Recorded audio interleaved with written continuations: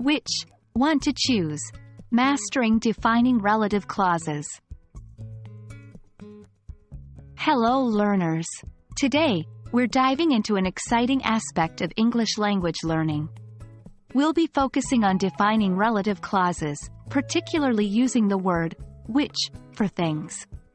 This video will help you understand the concept clearly and enable you to form your own sentences using which. Remember, practice makes perfect. Defining relative clauses are used to provide essential information about the noun that precedes them. They are also known as restrictive relative clauses. In defining relative clauses, we use which to refer to things. This word introduces additional information about a noun in a sentence. Let's look at an example. This is the book, which I read last week.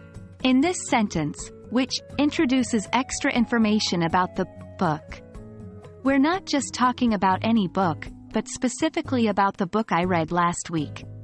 Remember, which can only be used for things, not people.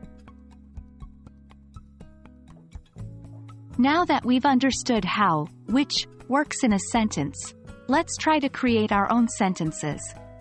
A good practice is to start with a simple sentence about a thing. For instance, let's take the sentence, I have a new laptop. Now, let's add some more information about this laptop using which.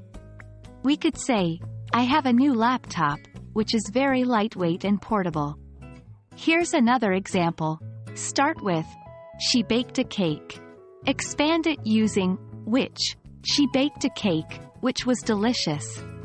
It's important to ensure the information you're adding using which is directly relevant to the noun you're referring to.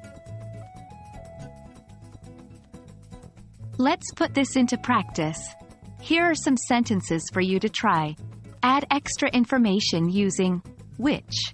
1. He bought a car. 2. They have a pet dog. 3. I received a letter.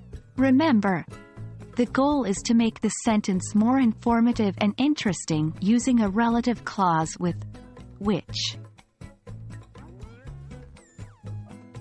And that's a wrap on using which in defining relative clauses. This important aspect of English grammar will make your sentences more detailed and intriguing. Keep practicing, and soon it will become second nature. As always, it's a pleasure helping you on your journey to mastering the English language. Stay tuned for more lessons. Happy learning, and see you in the next video.